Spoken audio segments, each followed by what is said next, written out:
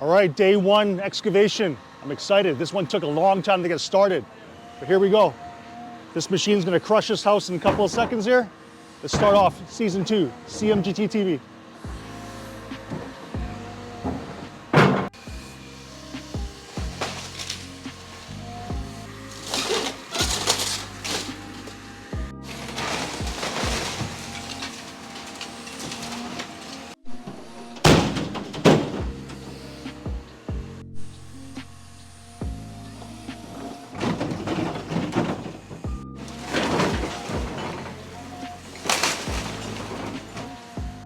So now that the house has been removed, there's an inspection called a demolition final that the inspector will come to the site. He'll check for a couple things. One, that the site has been cleared of all the debris from the house demolition. Secondly, he's going to want to see site fencing across the back and the front of the property to stop any strangers just from walking into a construction site. 3, he's going to want to see a site toilet. And 4, site signage indicating who the builder is and who the emergency contact is. Sorry.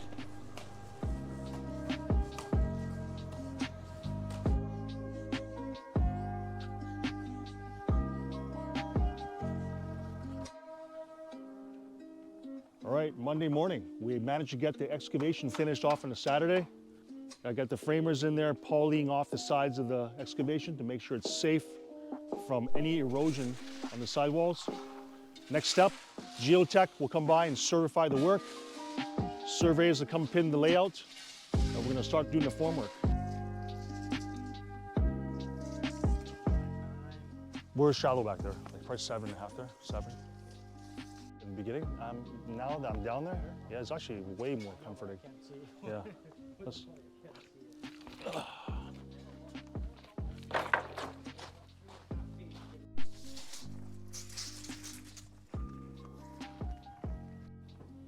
Welcome back. We had the framers do their thing for the last couple of days. They set the footings, they put the outside walls up. When we said 9 feet tall walls, look at these 9 feet tall walls.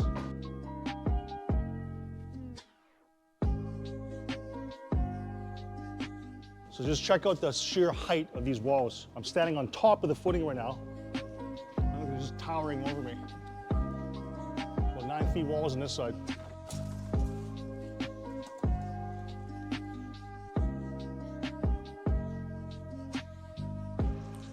All right, it's Monday morning. The guys are working hard over the weekend. They got the rebars all installed in one day. Let's go have a look. All right, check out the rebars. 16 on center, grid pattern, 15 Ms.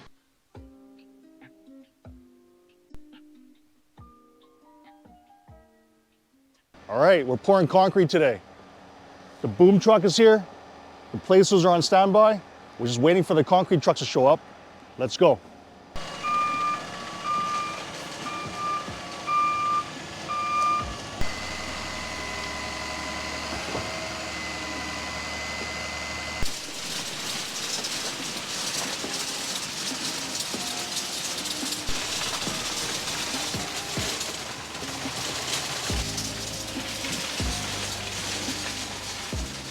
All right, this is the morning after the concrete pour. The guys are starting to strip off and peel off the boards that were holding the concrete together. The ties are being snapped off. Everything's gonna be piled to one side so that the forms, 1, can be picked up and hauled away. 2, our lumber can be organized and reused. And 3, we get the place prepared for the next guys who are coming in, which are the waterproofing and dimple membrane guys. All right, it's Monday afternoon. We have a lot of activities that took place today. But the work actually started on a Saturday. Check out the foundation. Note the membrane's been installed. Behind that, it's a waterproofing.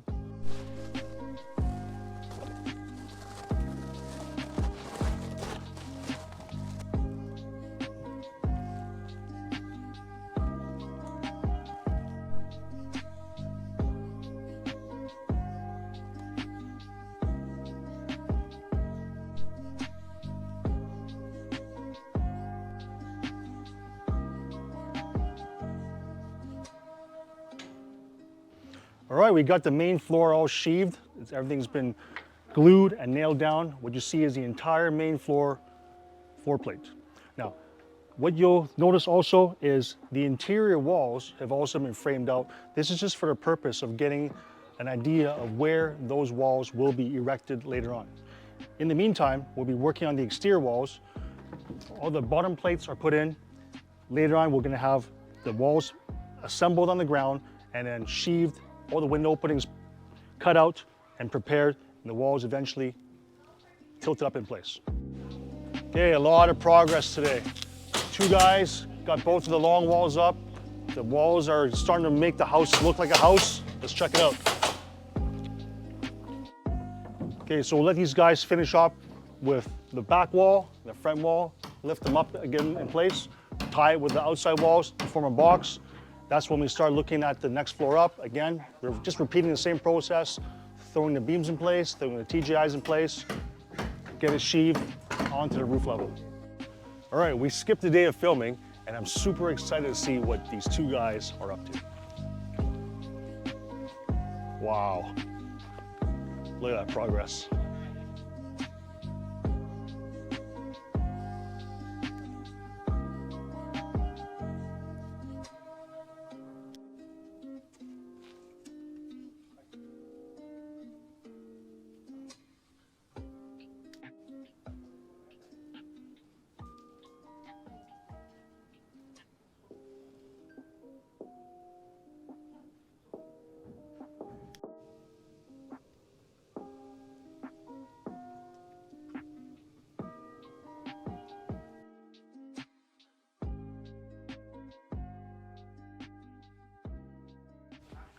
All right, let's so check out what the second floor has in store for us.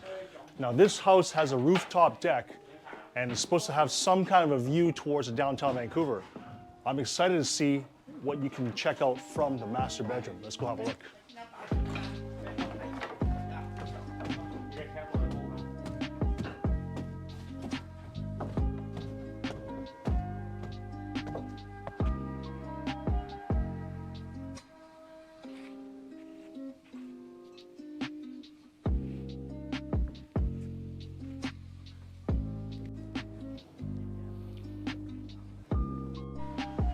All right, another day of framing. I see the guardrails are up, so that means it must be pretty much finished the upper floor. Let's go check it out.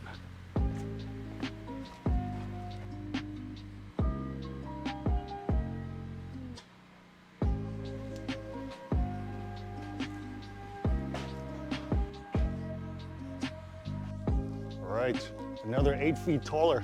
Let's go.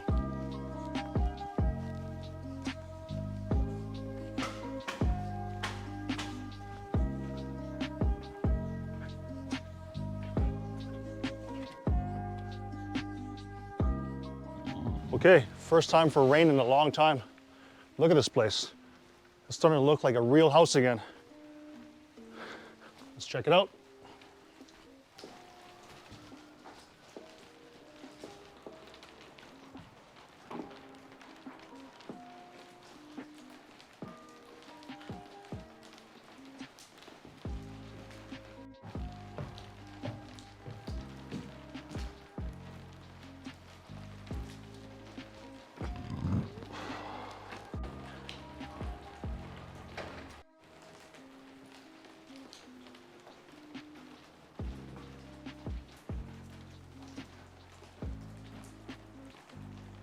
All right, we're on the top of the top floor.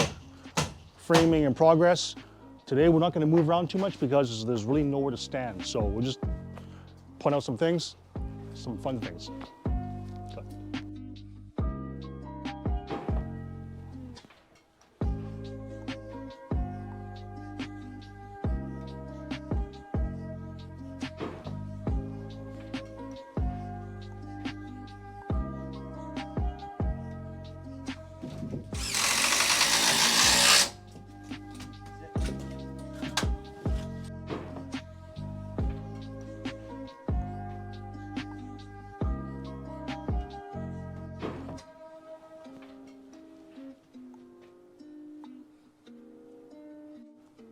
All right, I see TJIs, I see beams, I see plywood. Let's check out the upper floor.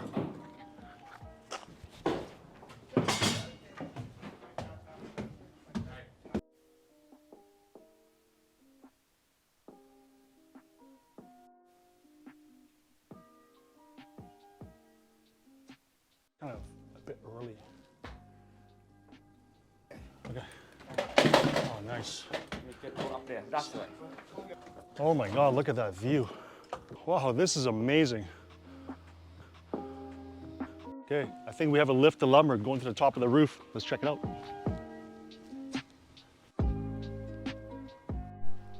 So now you get to really see the limited space that we have to work with when it comes to sheathing and having materials placed on the top of the roof.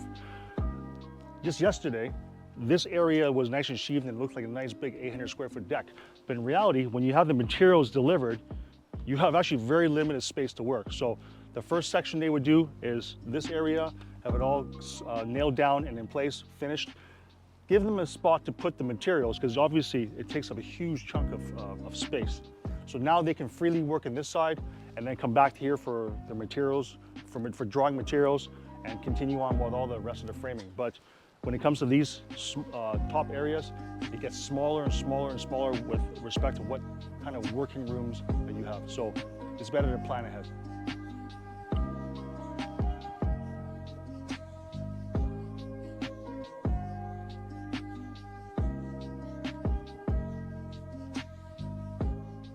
All right, now we get to see the roof areas defined. So these parapet walls will be the limits of where the upper rooftop deck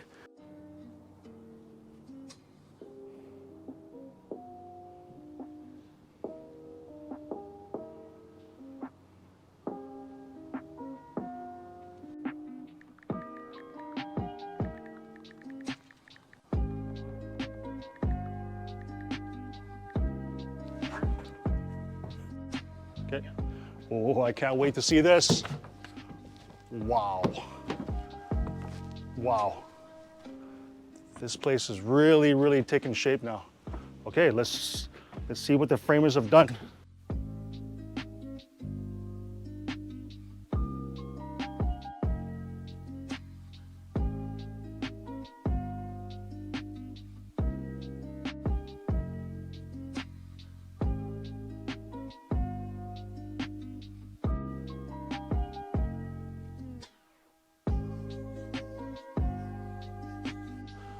Wow, look at this place. 3-4 days go by and look all this stuff that's happened. Let's check it out.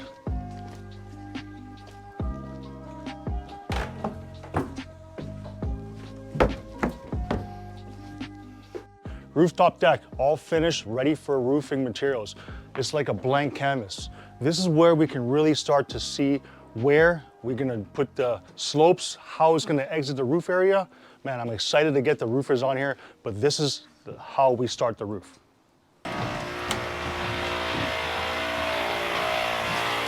This is the sump that's been installed. It goes about another 20 inches below where I'm standing, and it catches all the waste from the basement level into here, and at some time when it reaches a certain height, it gets automatically pumped upwards. Now the line that pumps it up goes straight up, travels across the basement, and dumps into the main discharge line via this 4-inch line, which picks up everything from upstairs, so that now everything can flow out to the city by gravity. So whenever you have a system in the basement, that's how it works. It gets pumped upwards and then it flows downwards through gravity into the outside pipe.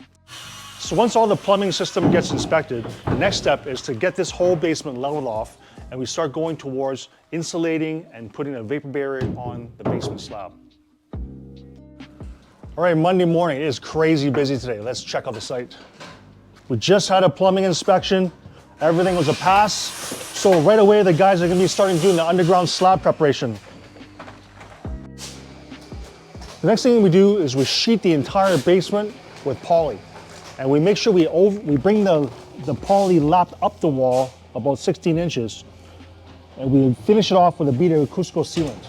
Now you'll see this thing happening around the entire basement areas, where at the footing areas, you'll also see the acoustical seal, and that's where the poly terminates.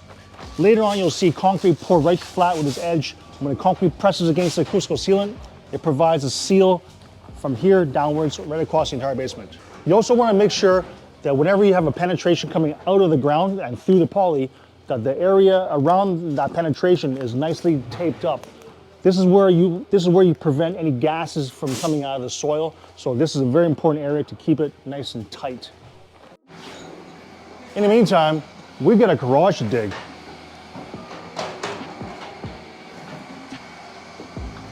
So the same guys who had done the excavation in the beginning are the same guys coming back to do the garage. They're going to be digging the entire area out, and just like the house foundation, the surveyor will come next and pin it out, and from there the framers start putting in the foundation for the garage. 睇後邊有冇？呢度要，呢度要，呢度。其實有。好嗰啲咧唔使啊。Spray foam. All right, another day full of activities. Let's check it out. We talked about having an excavation ready for framing. Well, you see the orange pins all laid out by the surveyors. We're ready to do some formwork. All right, let's make our way to the basement. Let's check out how the guys are doing with the slab prep.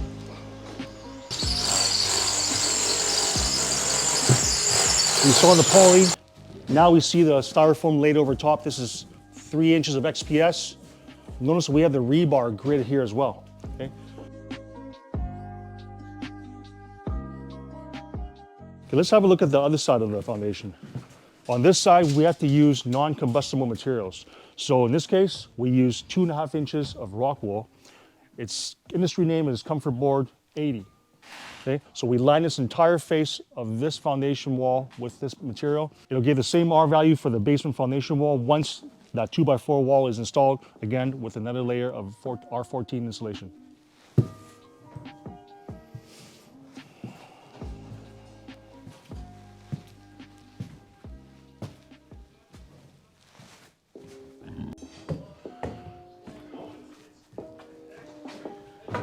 So I want to bring your attention to next thing is the drop ceiling. Okay, I bet you didn't even notice, but this ceiling has already been dropped 8 inches. Now, this is how much has already been dropped. Is it noticeable? Not really. So if you have a look up here, we used to have a pipe hanging below the ceiling. Now it's concealed within the drop ceiling. So everything across this entire main floor will be at that new elevation, and all the lighting, the sprinklers, and all the HVAC will be running inside of that drop ceiling. And then the final finished height will be a 9'6" ceiling for the main floor. Okay, a lot of cool stuff to cover today. I'll start off with talking about something that's happening right now that doesn't usually happen until at least 3 more months down the construction of the house.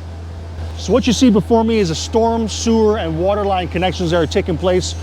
This connects to the city system, so now our pipes are fully connected. We don't have to wait till after drywall. This speeds up our schedule as well, and so it's pretty good. This is by luck that we got this happening, so I'm pretty happy about that.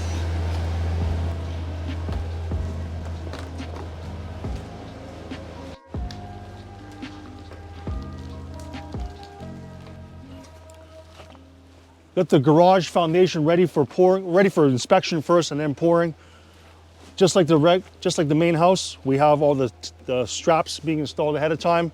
So they're entrenched inside the foundation, all the rebar's done. And so next up, inspect and get it poured.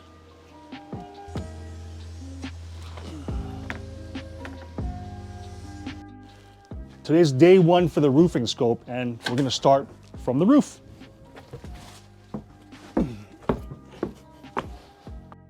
So this house was designed with a frame structure to be completely flat. What we do with the flat roof will determine how the water flows away from the roof area and gets collected into the gutter or the downspouts.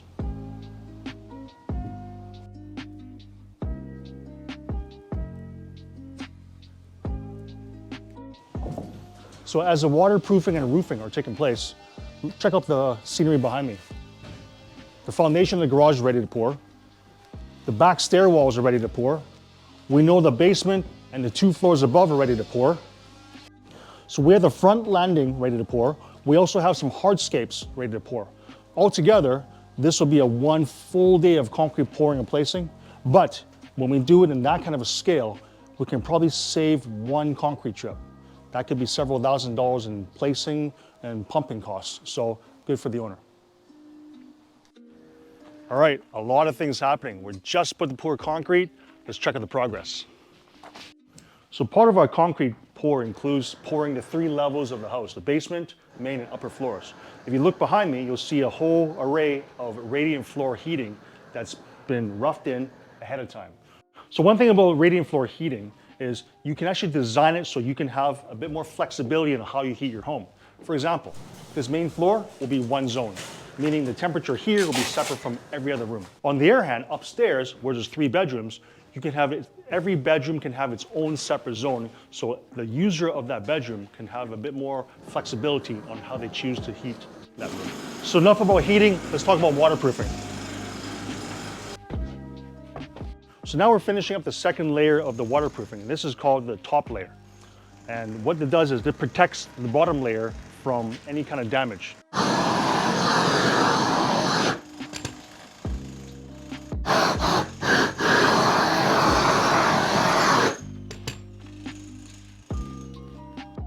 Okay, we finally did the water test.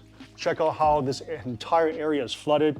We have about an inch of water here, and so far, not a single drop of water downstairs. Aside from Chowie's footprints bringing the water down, there is no water.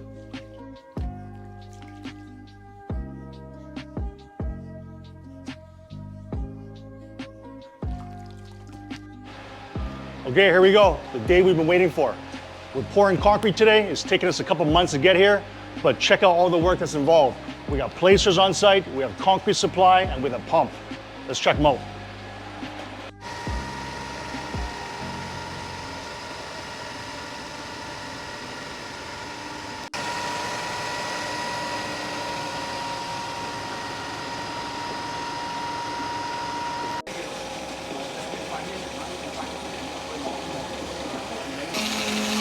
About a third of the areas are specified for architectural grade concrete.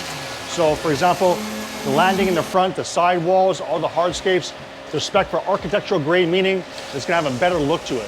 Places like the garage foundation, standard concrete pour. The floors inside here will be self-leveling mix, so make sure that everything's nice and flat for the next trade to come in, the hardwood floor guys. And then there's a basement. Same thing, there's a bit thicker slab in the basement, but self-leveling to give us that nice, even finish.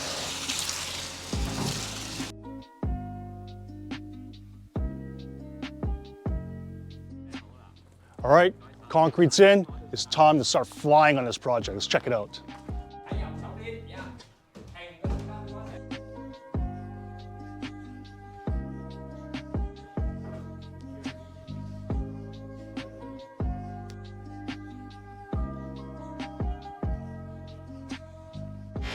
With the concrete being placed inside the house, it gives us a bit more room to work with other trades. For example, we can finish off all the waterproofing on the decks.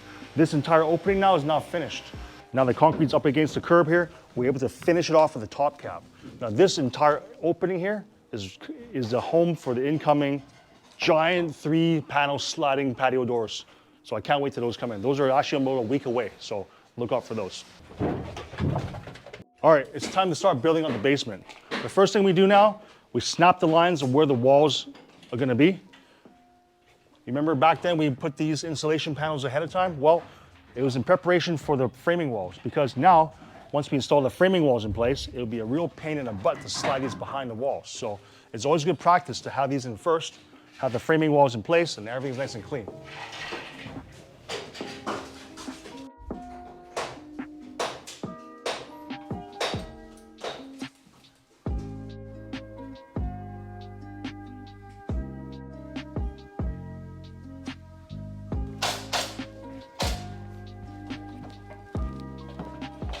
It was just before the weekend, before this was all just an open pit. We backfilled with dirt and the sides also. This is not really an area where we need to worry about drainage.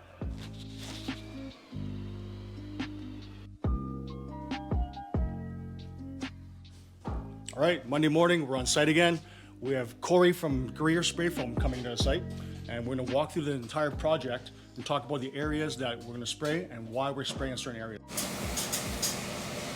Well, I was an installer for 13 years, and now I'm doing the superintendent job. Spray foam is a good application for situations just like this, where you don't need to vent. If you don't have a vented ceiling, you can spray foam, and then it becomes a position space. And you get thicker R value for your buck. We're gonna be using Wall-Tight V5 by BASF. We're gonna go 9.5 inches on this one.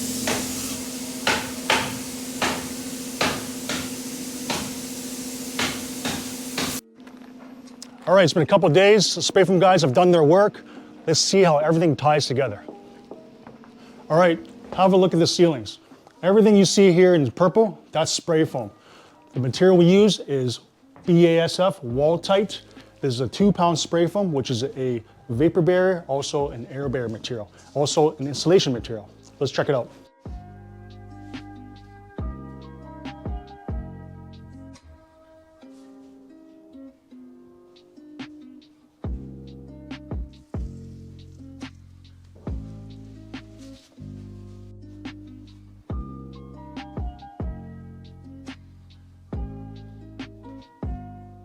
So this is another area showing the underside of the rooftop access. This part being the interior part, this part being the exterior. Notice all the insulation here is required to give us the adequate R values. Okay, we're on the main floor here. Check out the box ends. We filled them with 2-pound spray foam. So the alternative was to do the bat and poly, which is on this side. So much easier to do a spray foam when you have a chance. I always encourage that if you can get spray foam on your sites, this will do a much better job, but check with your local codes first. In the front area as well, the last joist. And these areas here are very difficult to do by hand, so spray foam would be the ultimate way to do it. And lastly, let's check out the basement. So this entire wall, bear in mind it's a non-combustible assembly, all the way to the end, and see how we transition from non-combustible insulation to combustible. So this joist cavity here, that's actually going to be a ventilated area because of the underside of a deck. This area, however, because we use spray foam, does not need to be ventilated. So that way we can apply spray foam right across the other side, continue it on the ends of the rim boards, and then the joist cavities right to the end of the house, giving us a nice, complete, and continuous air barrier.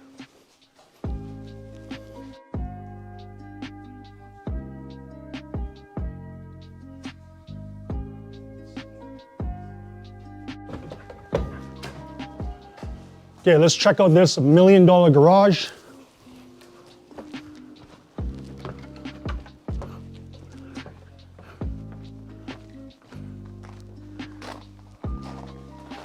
We'll check it out. The walls are actually matching the foundation. It goes up, and check out that inverted soffit detail, okay? Normally a garage like this takes 2 days to frame up. This is day 6 for this type of garage. It's all custom framed. Check out the inside. Everything's hand cut. A lot of work.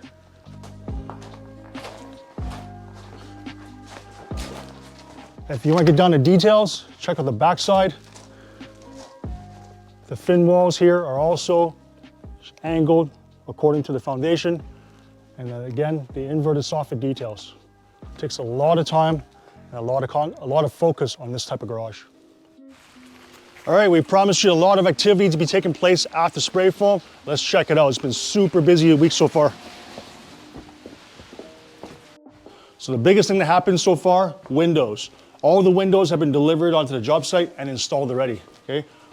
Most of the units have the glass installed already. However, specialty units like this one, no glass yet because it's a little bit heavy to install. So we wanted to put the glass in afterwards. So all the glass have been installed. Sliders, triple slider unit for the back door. Just got delivered this morning. This is gonna go in sometime this week. I'm looking forward to this. Check out these 3 panes of glass, okay? This will be going into this opening right here. 3 slider units on 1 single track to be installed this week. We talked about plumbing. Plumbers were in here for about a day. What did they get done? All the wall carriers installed, the bathtubs and showers. This is an example of a wall carrier. Let's check out the one upstairs, a bit more room to show you what's this all about. All right, check out this wall carrier in the master ensuite. These are made in Europe. They're very robust. This is the part that's concealed within the wall. What you see outside the wall is just the flush plate and the bowl, okay? So we plan to install a future washlet for this toilet, AKA bidet or a bum wash. But anyways, there's a lot of preparations that we have to do in the meantime to get this thing happening. Note that these provisions right here, these are for the water lines that come from inside this wall carrier unit. You slip the water line that comes factory with the Geberit for the washlets, comes sticking out of this hole or this hole. That will provide you a non-visible water line that will connect to the bidet or the washlet. And check it out, we have lights installed already. Smoke detectors, lights. These are to be installed ahead of time so that whenever the next trade comes in, which is a sprinkler guy, he can center his sprinkler heads along the lines of where the pot lights have been laid out. That way, you don't have a random sprinkler head out of nowhere. At least he has a place to measure off of and keep everything nice and symmetrical. Now, as part of the lighting areas, we also have switches and receptacles installed throughout the house. And because it's a custom house, what I like to do is I always like to walk the owner through the house with all these installed to make sure that they agree with the locations of the switches. Because sometimes when it comes to a custom house, they want to have their own preferences of where these switches and receptacles are located. So down here, we have another set of windows. This one here is a flangeless window, meaning that there's no flange around the outside of the window frame. So from this angle here, you can see that the window has been pushed in. We pushed into 3 inches so that it sits in the middle between the concrete edge on the outside and on the inside. And down in the basement, another example of a Fiore shower base, okay, installed already. And on the outside wall, note that we have put the poly ahead of time. We don't have insulation in this place, in this case. We don't have insulation in this case, but it's easily installable afterwards. We just stuff it and push it down into that cavity. Okay? And lastly, I want to bring your attention to this bathtub. Now this one's installed already, but there's a couple of things we have to address. And for builders in Vancouver, this is a very common issue. Okay? Anything on this side of the wall is considered the homeowner's use. Anything on this side is considered a legal suite. When you build a house in Vancouver with a legal suite, there's a couple of things you have to take into consideration. 1 is sound transmission, and 2, fire stopping.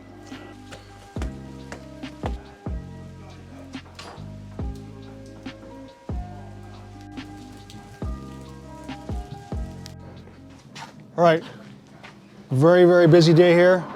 How many trades we have on site? HVAC, plumbing, electrical, framer, siding, and a sliding door installer, all in one day, packed. That's the way I like to roughen these houses. Get everybody together, a lot of communication happening, see how this guy affects this guy. We can talk about it on the job site, but it's all about communication.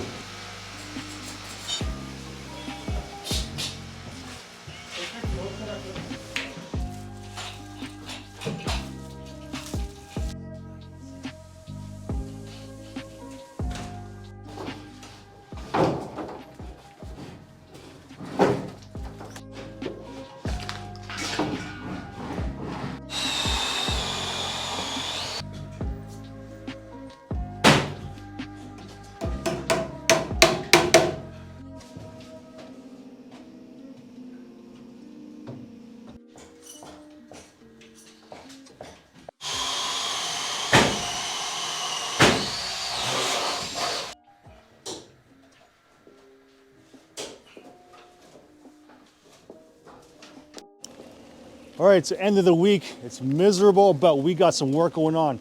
Plumber, splinker, electrician, and framers on site. Let's check it out.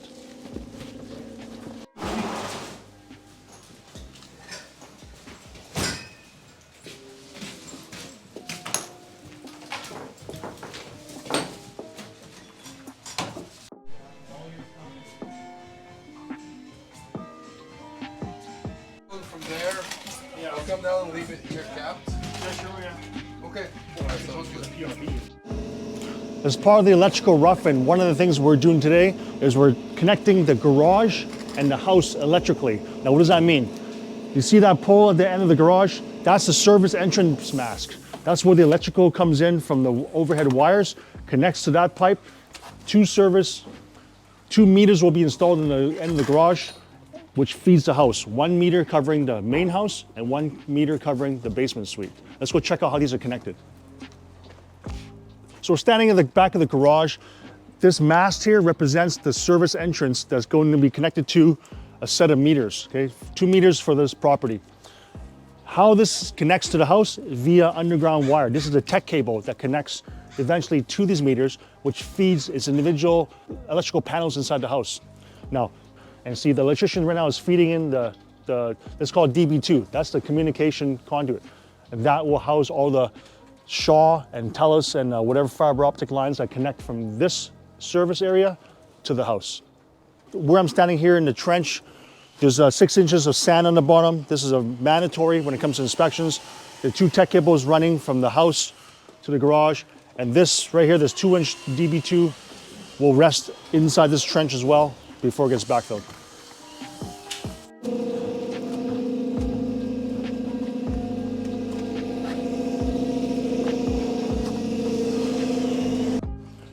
All right, today we have a lot to cover. Not only do we take about 10 days away from this project to let the progress move along, but we've also seen one of Vancouver's worst weather storms in history. So anyways, let's get into the project and see what we've done. All right, let's start off with walk through the house, showing you how the progress of the rough-ins have taken place.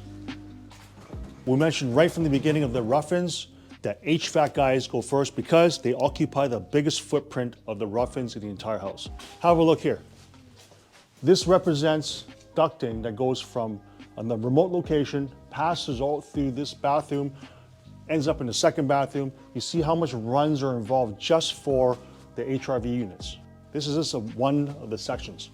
Check out the areas where the equipment gets installed. Now this equipment recently got delivered to site. These are Mitsubishi air handlers, which took a little bit of time to get in, but check out the size of this equipment and check out how difficult it is to work, especially in customized locations. This is actually above the future laundry machine. So in order to get this type of equipment in, they'll have to create the space, run their ductwork, wait for the equipment to come in, order the size of the plenum boxes after the equipment gets installed, wait for that plenum box to come in, and then customize every connection to the unit itself. So while this ordering is taking place, all the rough-ins can go on. Meanwhile, all the other trades can finish their jobs. So now we're at the point where all the trades are finished and the final connections to the units are taking place. And now we'll finalize all of our rough-ins. Let's talk about the low voltage system. Right here we have a structured box. All the critical wires, all the Cat5 data, alarm, camera wires, are all brought centrally into one location. So this is where you'd mount your modems, you mount all your Wi-Fi equipments, and centralized so it's easy for access, it's out of the way, and nice and convenient for any service technician to come to do all the servicing. So this setup right here represents the Lutron system and how we plan on putting all of our remote switches. Each 4-gang box represents 4 separate switches for 4 different areas, and we see we have 5 packs of them. So one keypad can easily control multiple sets of lights through here. When you push the button on the keypad, it'll be programmed to either operate one set of wires or multiple set of wires. But the remote switches are located somewhere away from the centralized area. Otherwise, if I were to do it the traditional way, I'd open the door of the house and I'd immediately see 5 switches rather than 1. And I'll have less flexibility to control more than that because I'm limited to how many switches can be fit on one box in that one location. By having that single keypad, we save space, we increase the aesthetics of the house, and we also increase the flexibility of how many different areas we can control at the same time. All right, we're at the top of the roof right now, and I want to show you these panels that we've started getting installed. These are standing seam panels in charcoal gray. They've been custom made for this project, and they run all the way around the side of the house.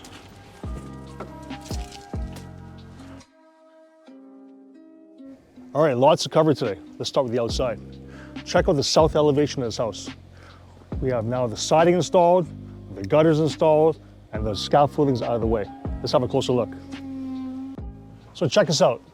The upper portion of the house, clad in hardy plank, is all completed now. There's a couple of pieces left over, but that can be easily reached by a ladder. But for the majority of the work, when we had our planks going right across the side of the house, it made it very easy for the workers to access the top, especially the gutter guys. They didn't have to bring ladders across. I mean, this is a narrower lot, so having ladders in this area would be a bit more cramped. But because we have planks across, everything is made very accessible. So here on the north side of the house, you can see that all the comfort board and the rain screed is all completed, and all the flashings are done, ready for the siding guys to go up there and clad it with hardy plank.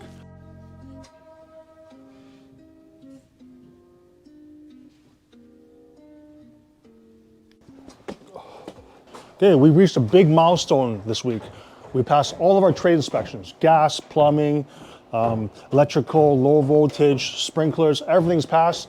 The next inspection that takes place, the framing inspection, okay?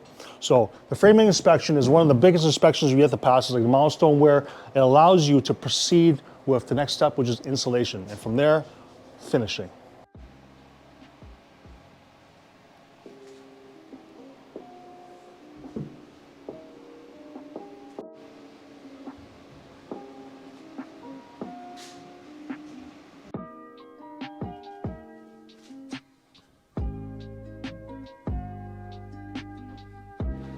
All right, big milestone today.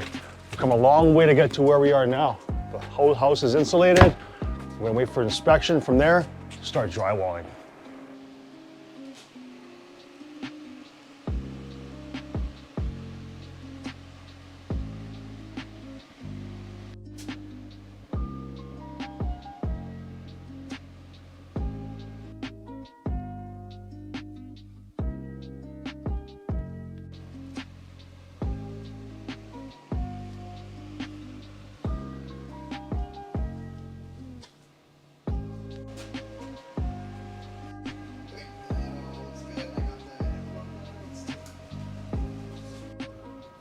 Wow, talk about timing. Getting all our inspections done before the Christmas holidays. The drywallers came in during the holidays, did all the work. The work's in progress now. When the new year comes, we'll be ready for paint and all the interior finishes. Man, let's check it out.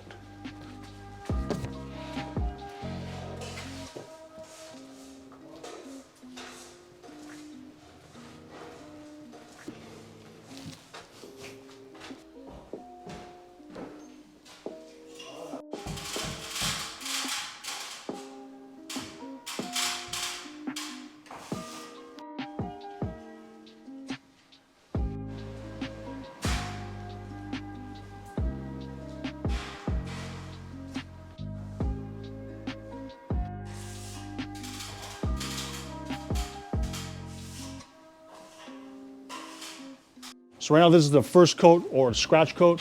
When the weather gets better, when we get close to finishing time, we'll choose the red color that we want for the house. That'll be the final coat, and that'll be like the color embedded inside that last coat as well. So we'll look forward to that.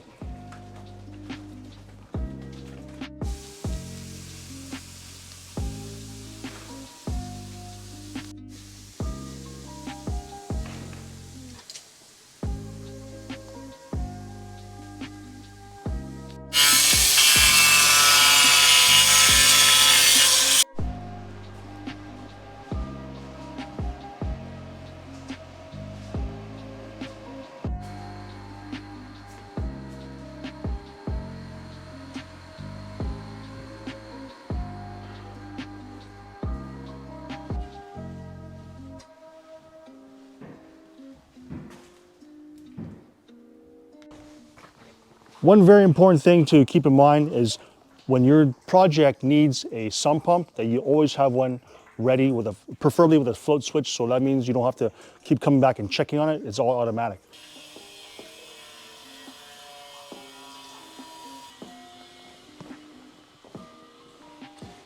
So here's the brains of the sump pump system, okay? Everything's controlled here. This is where the pumps know when to alternate. It's got the alarm set up as well, so it can let you know when there's problems. It also can be hooked up to your house alarm system so that you have a bit more of a visual and audio control from inside the house. But here it is. This is a nice sophisticated system. I really enjoy working with this one.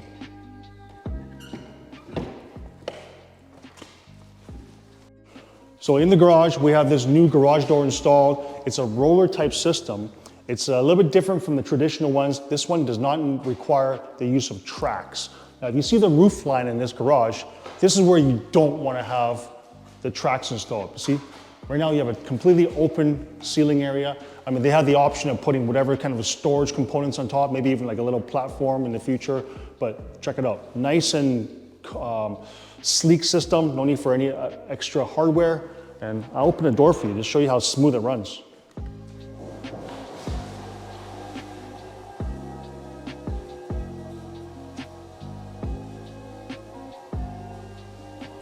One of the great features about this is the metal comes pre-finished. There's no need to paint over top of this later on. So you can choose from an array of colors to match your siding and your finishes, but this color will be much better than buying a door where you need to paint over and over again.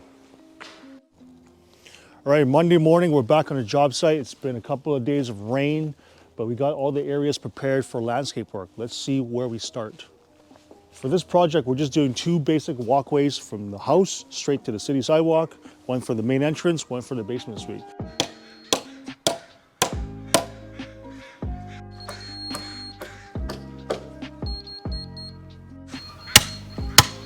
Okay, let's move on to the back side and see what we're gonna be pouring there.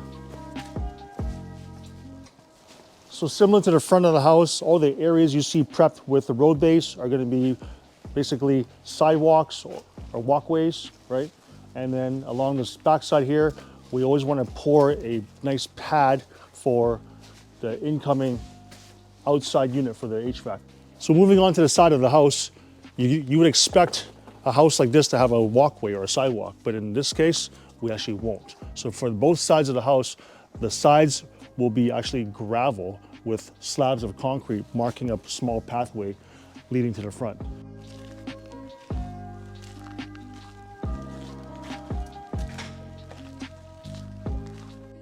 Okay, we're in the middle of spring and we're getting very close to finishing this house. Let's go check it out. Okay, let's start with concrete. We had this one poured last week. Okay, the city sidewalks now have been poured and cut as per requirements. Notice that they're broom finished and they're cut every 5 feet because the sidewalks are 5 feet wide. They want the cut lines to be 5 feet this way, so it makes them all look square. Retaining walls, we use paper-faced plywood to form these up so they turn out very nice. Sidewalks, excellent finish by the placers. Moving over to the walkways and the steps. These were placed beforehand, but we got some guys in here to do the parging and check out the details. They first grinded down all the uneven surfaces and then they end up polishing it with a very fine grinding wheel. And then they end up parging the surfaces, giving you a perfect flat finish. Check it out.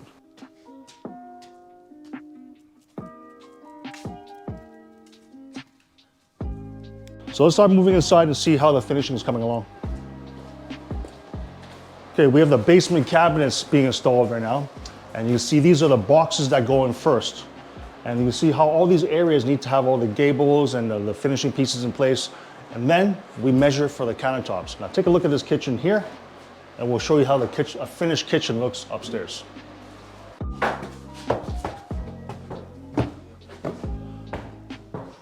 Now this kitchen, in contrast to the basement kitchen, this one's ready to measure for countertops. You notice that everything's fixed in place, all the gables are installed, so everything has an area for the countertops to butt into and can be measured properly.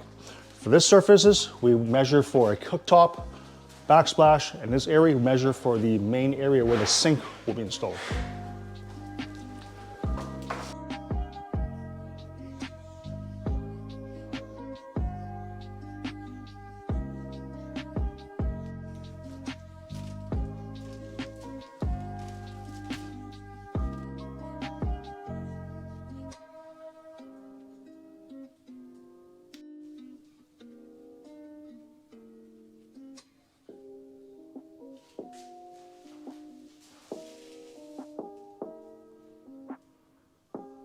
We're about 1 month away from finishing this project, and I tell you, a lot of things happened during this time.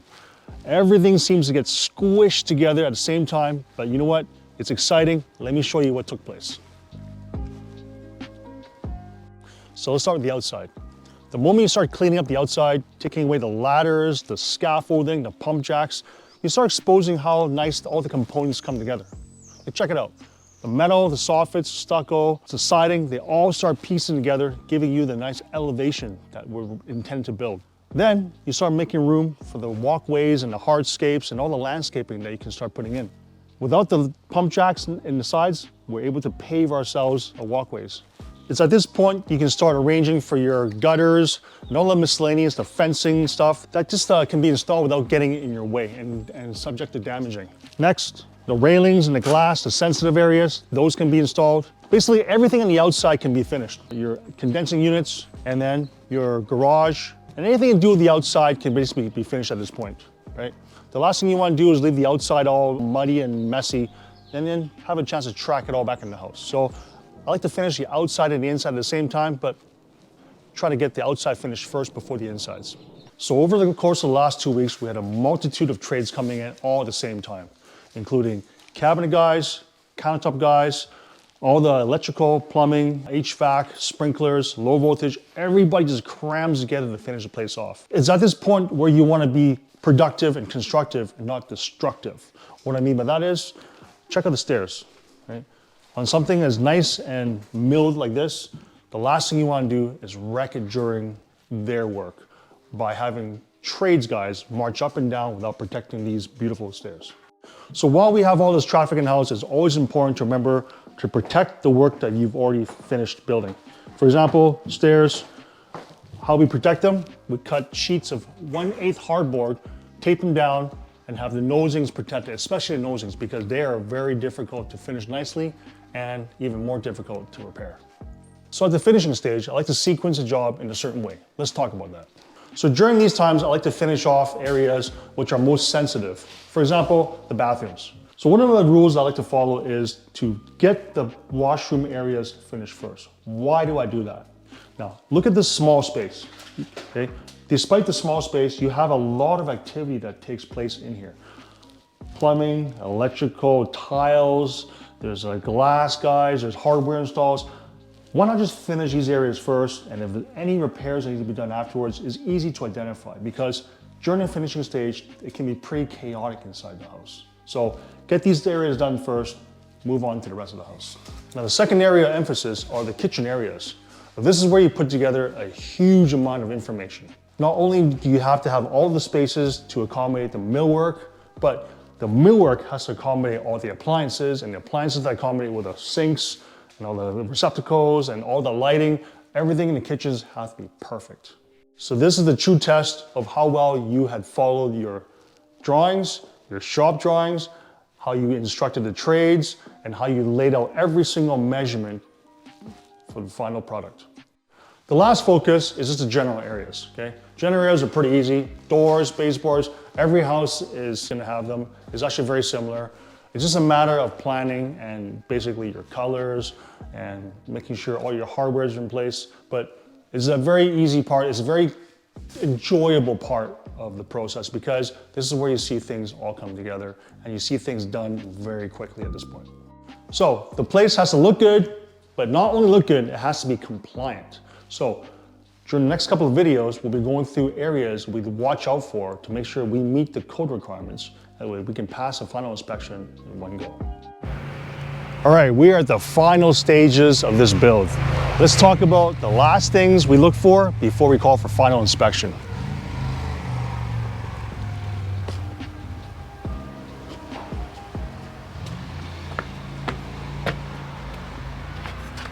Of course, shoes off, house is clean, let's keep it that way.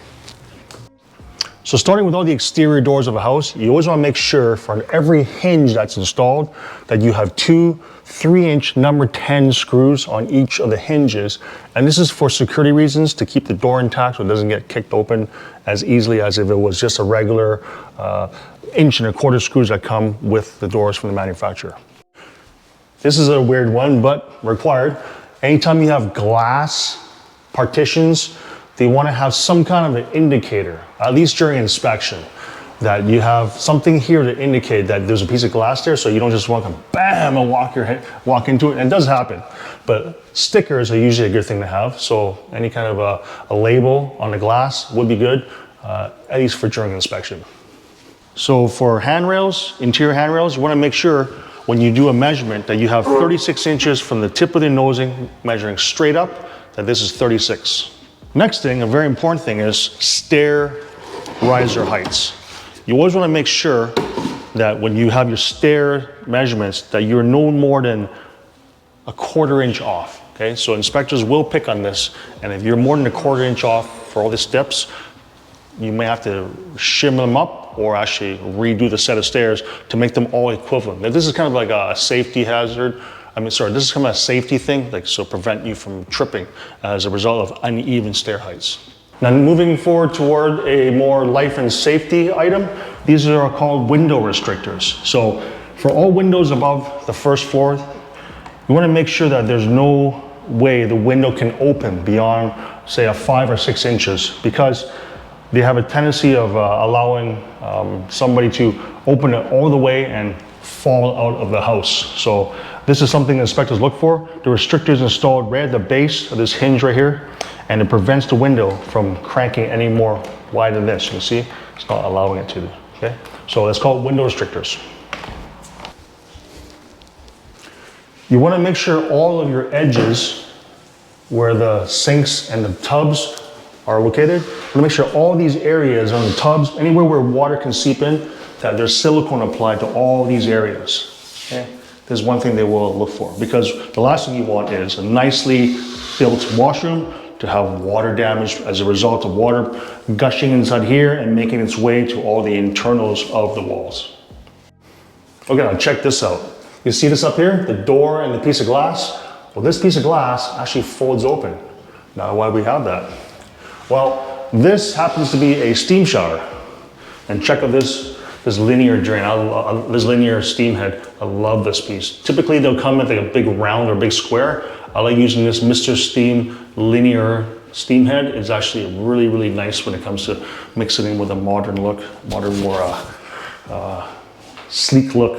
But what you want to ensure is you have this piece of foldable glass here to allow the steam to come out after using it. Because the last thing you want is to have all the steam trapped inside here with nowhere to go, and that creates a lot of potential mold. So you want to make sure that all the steam can escape after use and doesn't get stuck inside.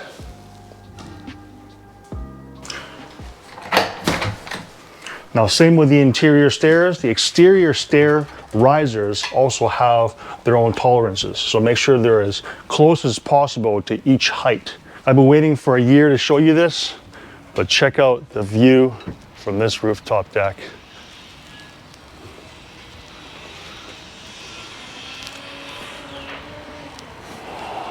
Amazing. Okay. While we're up here, the heights for your guardrails, well, this is a parapet wall, but it acts as a guardrail as well. You want to make sure this is minimum 42 inches, measured from the ground to the top. And you see this is sloped. The last thing you want is a flat parapet wall. You want water that accumulates here to be able to drain off on the inside or the outside. And of course, the drains on the inside will be able to drain to the outside through your scuppers or your gutters.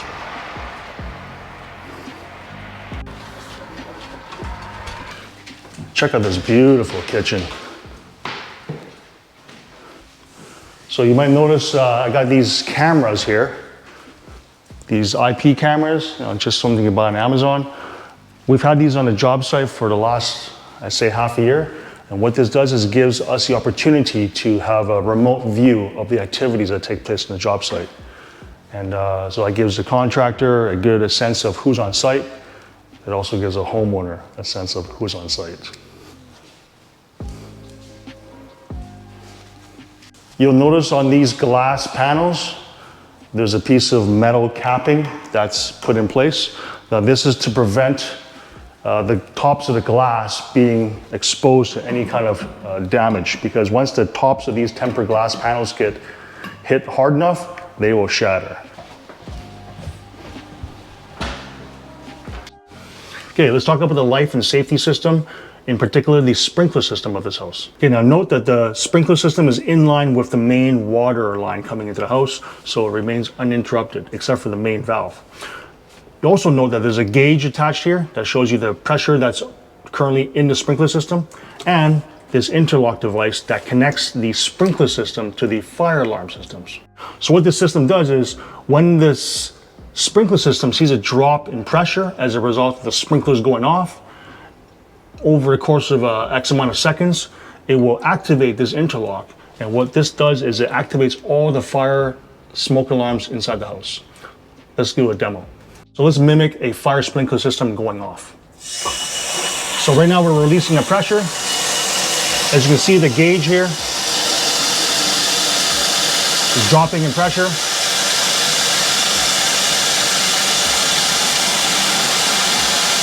What's going to happen is the fire alarms are going to start setting off within the house, and because they're all connected, all the fire alarms within the house will go off at the same time.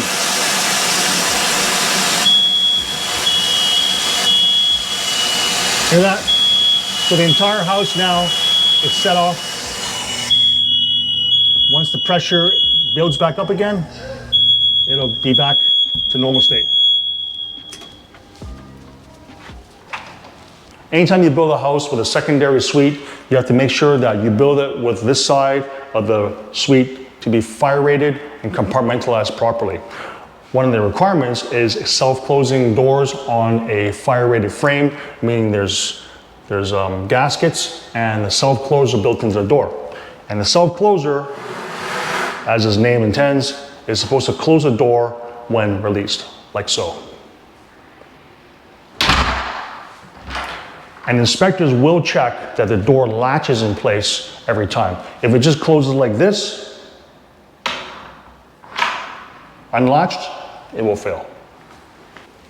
Okay, we're entering the renter suite here. And one of the things you have to keep in mind when you have a secondary suite is the electrical panel and the water shutoff have to be independent. So in the event that they need to access their own electrical shutoffs or breakers, or the main water shutoff, that they're accessible without needing to enter the primary user's area. So for example, here we have the shutoff located where they can access it. So in the event of emergency, they can shut off all the water from their side without having to access the homeowner side. Same as the electrical panel, it must be made available for the secondary suite user. So there's a second panel here. It's attached to its own meter, so they have also their own ability to pay for their own usage. So because we built the secondary suite independent from the main unit of the house, the heating and cooling loads are going to also be separate because you don't want the upstairs controlling the temperatures and the settings for the downstairs area. So this unit has its own heat pump. It's a wall-mounted version, a Mitsubishi, and it's controllable by the tenant, so that's completely independent from upstairs.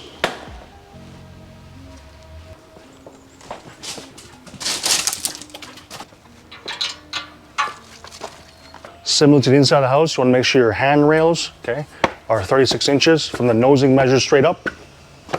You want to make sure your glass panels also have the protective caps on top of it. And you want to make sure that these are also engineered and the engineer has signed off on all the work.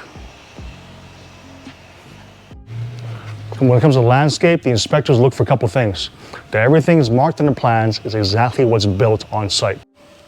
Okay, lastly is before you leave the job site, always make sure the fences on both sides of the properties are maintained just the way they were or better than when you first started with. Fix all the areas, repair the sidewalks, clean up your neighbors' yards, make sure you leave it in good shape so when the new occupants of this house come in, everybody's all friends. So let's finish this up and call final inspection.